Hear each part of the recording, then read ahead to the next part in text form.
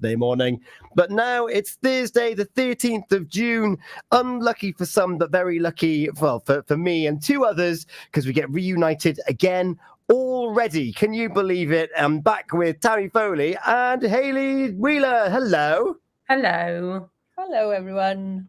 Hello. We've blinked and we're here again. It does feel like that. It's flown by. Absolutely flown by. Although, Hayley, I do have to admit, I did have a catch-up with Tammy last week. Did you? Yes, we did. We did, but it was in the morning. But yeah, we did catch up last week, Tom. We did, because this week, well, there's lots of things been going on, isn't there? So we're in the middle of Diabetes Week. We're also in the middle of Carers Week, which we've got more on a little bit later. We've also had Volunteering Week going on.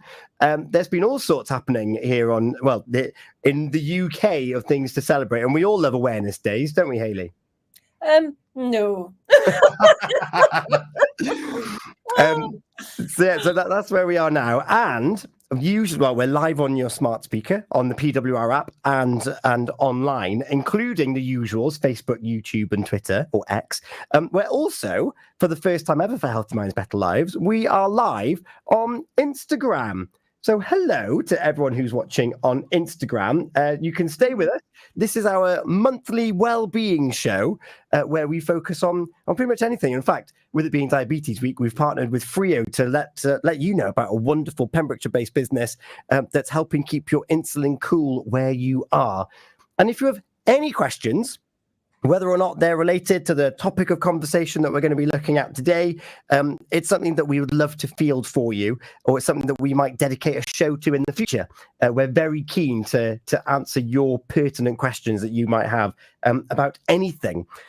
Today, though, we're going to be looking at who am I, being a young person in 2024. And then we're going to be looking at the world through a screen. And I've just told you all the ways that you can watch us. So a little bit of irony there. Supporting mental health and well-being for children and teens. So after we've delved into the issues, we're then going to look at what support mechanisms are out there as well. And maybe you've got your own hints, tips, advice that you can share with us.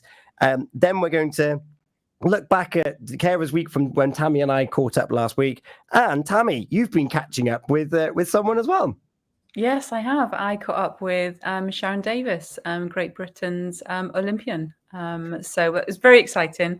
And it's talking about just not having surgery, using alternative treatment. And it was a really good interview.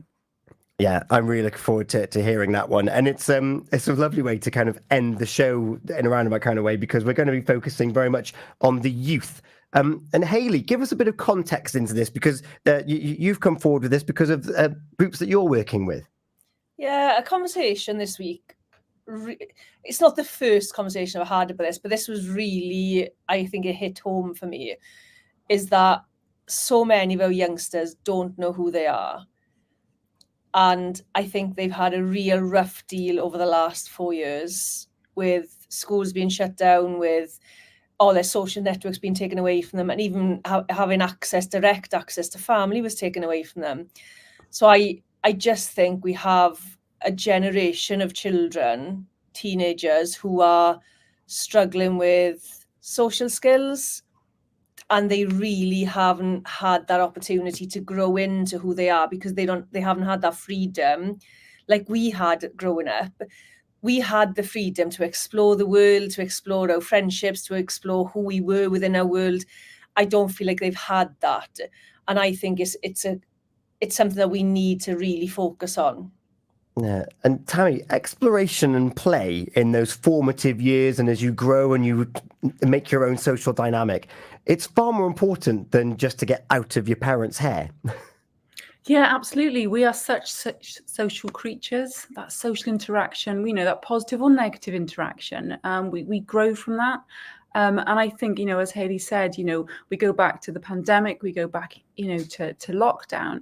And I think we're only just seeing the tip of the iceberg on how it has impacted on children and young people.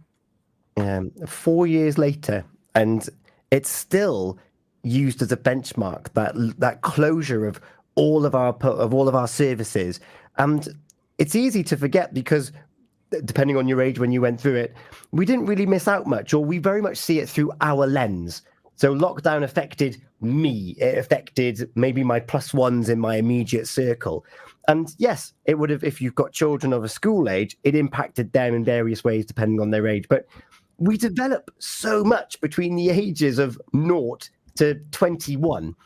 So through those school years, and there's some teachers, going from primary school to secondary school, bypassing learning how to be a year 5, a year 6, and a year 7 pupil, where we do learn kind of fundamentals of, I'm going to say respect, but I don't mean that in an old school way of, your ruler and your whip, and it's like, oh, you must talk to your masters like this. I just mean reading the room a little bit more, because if you read the room, you realize where you kind of fit, or if you're currently placed in a part, you know where to develop and grow out of.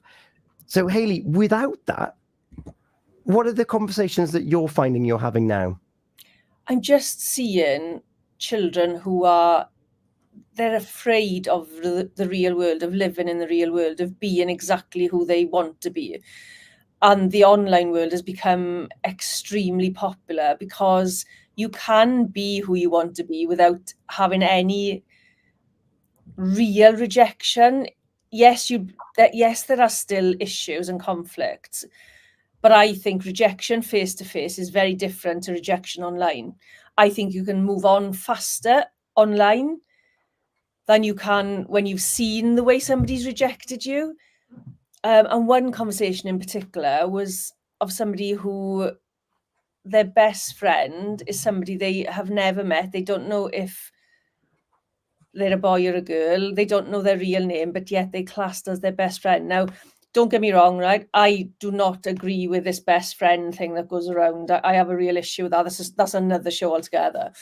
I think we should teach children to create good friendships and look for good friends. But how sad is it that living in the real world is boring and the online world is deemed to be the only issue, the only place where they can be happy and be themselves. And yet, I feel, yes, we have both, but the real world is really where it's at. Mm. And we're going to touch on being behind screens in part 2 of this show. But even as someone who's a little bit older than a teenager these days, I remember when I first moved to Cardiff and blogging was the big buzz at the time, and a little website called Tumblr came along, and you could strike up friendships in that world. But I suppose the distinction was that I also had face-to-face relationships with work colleagues that I had to go to a workplace to meet. I had family. I traveled back and forth to Cardiff and then back to Pembrokeshire to be with family as well, to meet old friends, old university friends. But what's happening, or what appears now, is that it's 90% all online. And Tammy, that means that these only interactions that children are getting is kind of fabricated. Yes, we come back to that kind of like social, that physical isolation.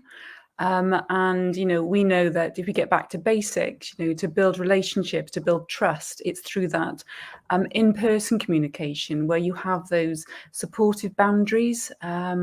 And we're living in a time now, and it's the ultimate first world problem, is that we have to navigate the complexities of technology and social media. There's a balance, but I do think it's really hard to navigate when there's so much pressure to be online, for example, and to have those interactions virtually. Yeah, because there's all that pressure. And with that, I suppose the other side of the coin is there's so much more information. So when we were growing up, it was kind of like, here's the path of being a human in the UK. Whereas now we can research and we can go down any path that we want. We can educate ourselves and learn about anything we want. And I don't want to put people off learning, but is too much choice causing even more confusion, Hayley? I think it's not necessarily choice. It's what's reality, what's truth. And somebody said something yesterday, as in, what did they say? I thought it was really appropriate. Understanding your truth. I don't know, was it you, Tammy, that said it? Understanding your truth. And I thought that was really appropriate, because what I'm seeing is that they don't have an established identity, because they're living between all these different ideas. You know, we've got toxic masculinity, toxic femininity. We've got all these things that are confusing people. And where do you sit within them? How do you know what you're supposed to do when you've got 20 different people telling you 20 different things? Do you know what I was just about to say? You can even put in like that toxic positivity that you see, and it goes hand in hand with kind of like being online. And just to like digress just really quickly, you know, we do see those kind of like those positive affirmations. You're bombarded with them on social media, even down to, you know, people just putting like that perfect life online, eating that perfect meal with our perfect family, with our perfect friends, looking perfect. But we know in reality that's not the case. So again, there's a lot of confusion out there. And unfortunately, we're in a place now where it's in every, you know, being online is everywhere in society. It reaches far and wide. Yeah. And there's that pressure then, if you're seeing all these images and you're seeing all of these social media influencers that are making a lot of money being themselves. I put in inverted commas for those of you that can't see the video there. And they think that there's these individuals doing it, when actually it's curated, it's created, it's curated, it's planned. And so there's this pressure to know exactly who we are straight away, and to monetize it, and to try and be something that we might not necessarily feel comfortable with. I'm a little bit older, as I've already mentioned once. I'm still figuring out aspects of my life and who I am and how I engage with the people around me. But social media, if that's all you've been brought up with, then you should know, and you should be impatient about it. Why haven't you figured it out yet? Why aren't you a multi-millionaire? When actually, that's a really difficult thing, Hayley. Yeah, absolutely.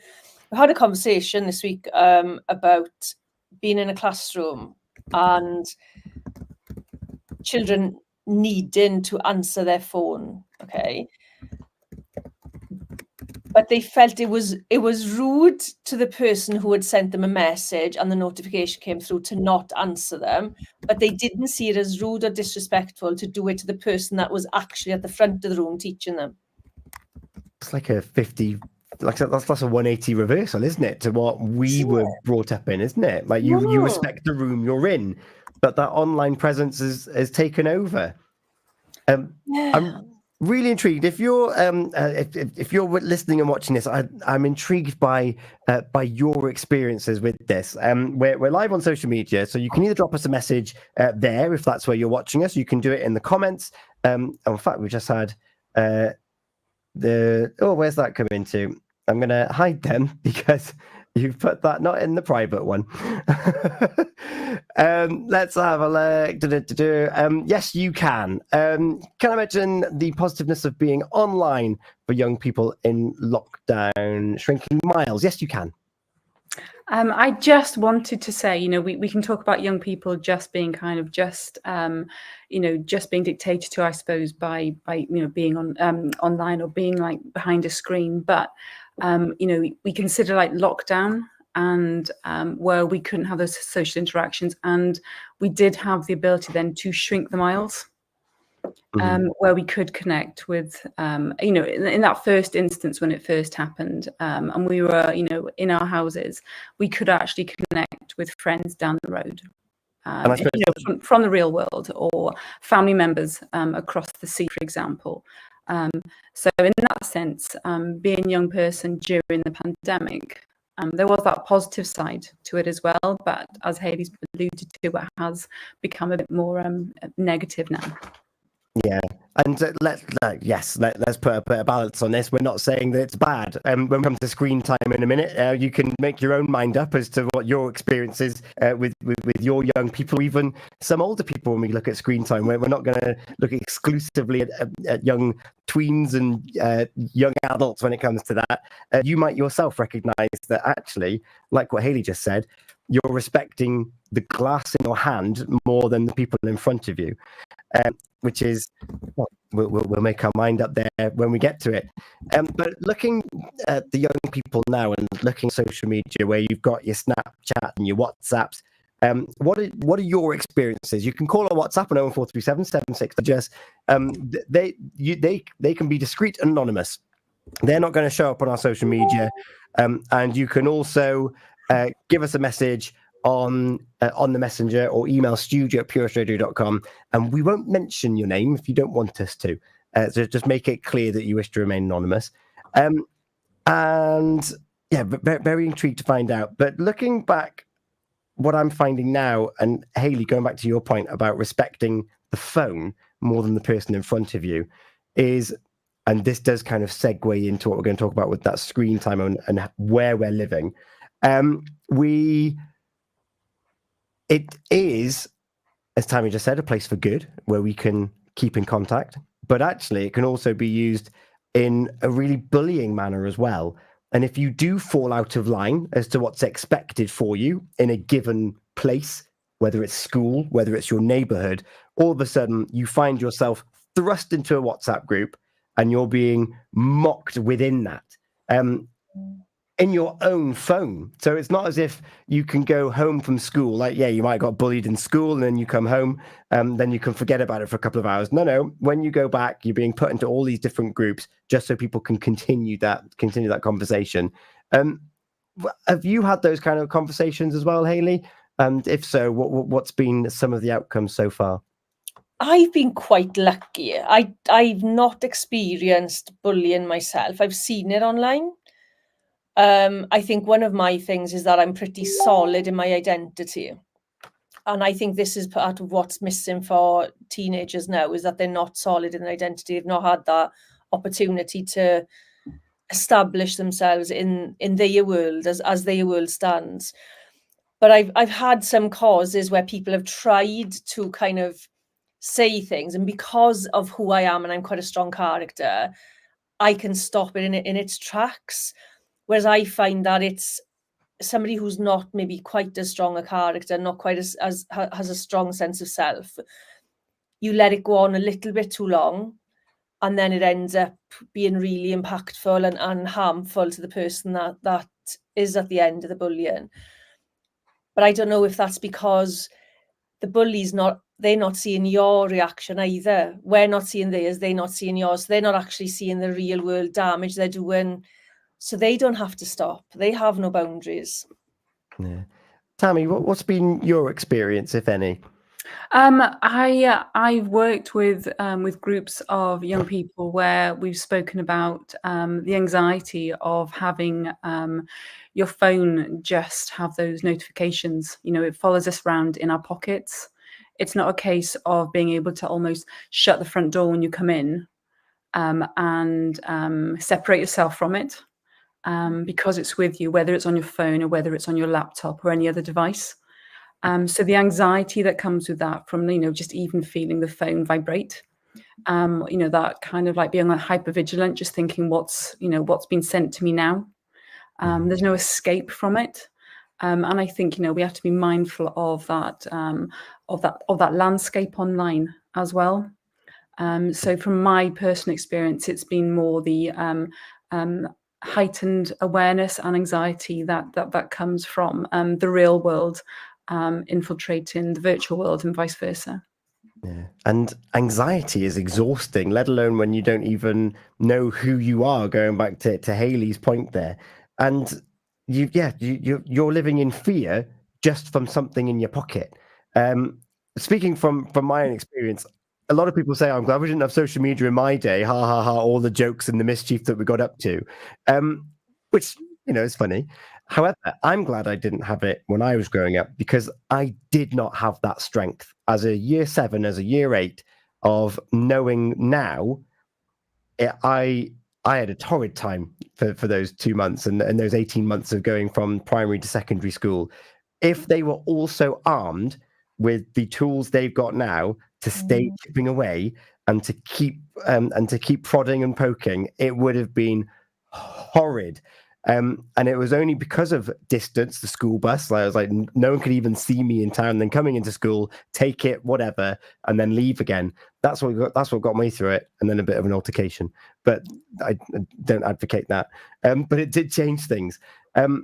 Now, and as Hayley's just said, it's all behind a veil.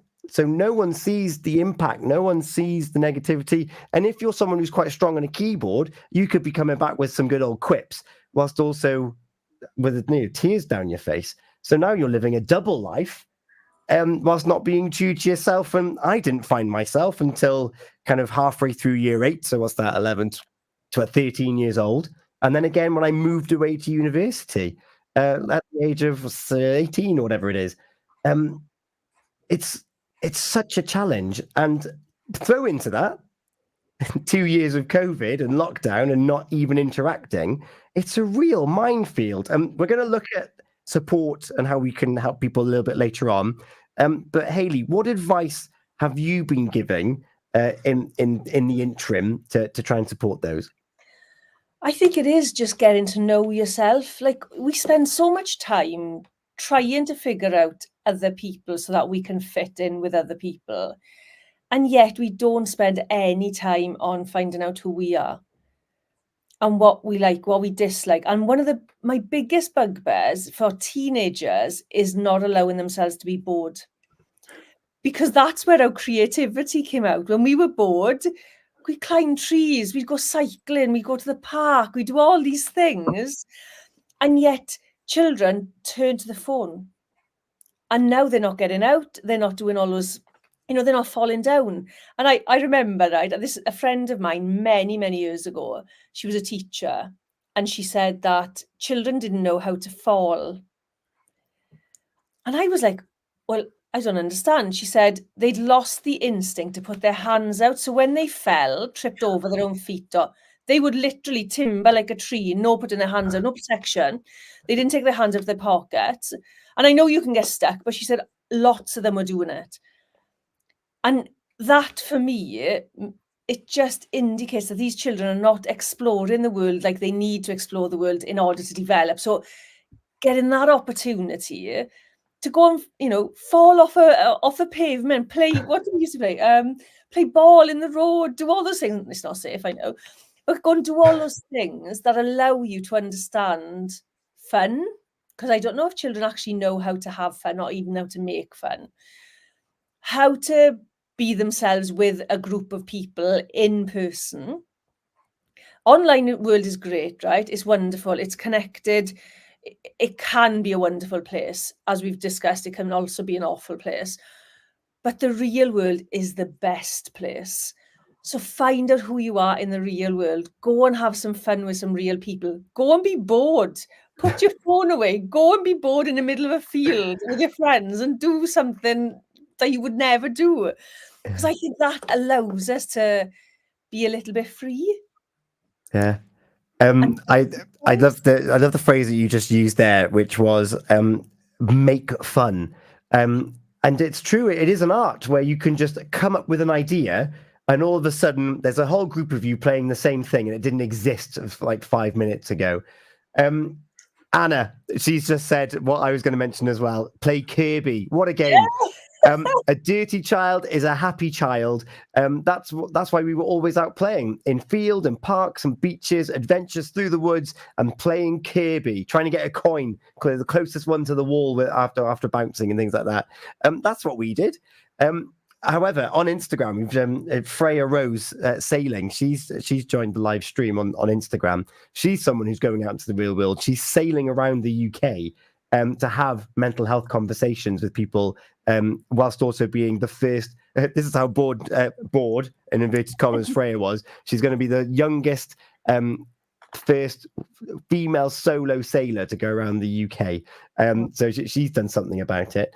And then, Tammy, I know we're going to probably reiterate a lot of this towards the end of the show, but your advice in summary to round off this section before we move into part 2, where we'll be looking at the world through a screen, there will be an overlap, but hopefully we've given you a bit of thought if you're listening this to join the conversation in part 2 as well. But Tammy, over to you in the meantime. I think for me, it's a case of we're never going to be able to tell like a young person to put the phone away. I think we're fighting a losing battle there. I think it's human nature that's against us, not technology. But I think finding those initiatives where you find that happy medium. So if you're out for food, put your phones in the middle of the table, put them down. Finding those strategies where you can connect with people is probably the way forward. I really love the idea of just being outside and just, children playing outside. But I think we need to find that happy medium for everyone in society now. Yeah, there's us emphasizing getting outside. We're going to have a section now where we're going to be talking about, well, you can do it outside, but depending on the angle of the sun, it's difficult to see what someone's just written, isn't it? Yeah, What sun? Touche. Yes, middle of the summer and it's raining like it's winter outside. Hayley, anything in closing for this part 1? We are going to look back and revisit these themes towards the end of the show again. But any thoughts in closing about young people and understanding their identity at the moment? Yeah. Do you know what? Learn acceptance. Because acceptance is all about accepting who you are and knowing the things that you need or want to change and choosing to change them if you want to. You don't have to change anything. But when you practice acceptance, that is your kind of ultimate power, I think. And I love that. You choosing it as well. And taking that ownership as to actually this is or is not how I want to be, and having that a bit of evaluation on your life, which might come later down the line, depending on how you've grown up. And I saw a headline earlier actually, and some people are deliberately buying dumb phones. So they're not going for the smartphones anymore. They're going back to your old school Nokias, as it were, just so I've got my phone literally to call and text, but I don't need all the other stuff. Yeah. Because we didn't need it. And we don't need it now. It's very convenient if it's used and utilized well, but actually, as we've discussed now, it could really be an issue when it comes to understanding who we are. We are going to take a moment, and we've finished talking about phones there. We're going to talk more about screens and about iPads and computers as I sit here in the studio with 1, 2, 3, 4, 5, 6, 7 screens around me. To talk about living life through the screen. And if only one of them was an Xbox, which is actually a positive, and I'll explain why after a moment. We're going to have the Blessed Madonna and Clementine Douglas with Happier. If you want to join the conversation, please do. It's 01437 764455. You can call or WhatsApp that number. You can email studio@purewestradio.com. You can download the Pure West Radio app onto your smartphone, and you can send us a message direct, and you can also find us on the social media. We'll be live again after this on the different social media platforms that we have here this evening, including Instagram tonight. And hello to Josie, who's joined us. Nia's with us as well. Nikki Short, Celia Kins, and Steve Evans have all been joining us this evening on Instagram. We'll be back in a couple of moments here on Healthy Minds, Better Lives on Pure West Radio. Lately I can't get nowhere.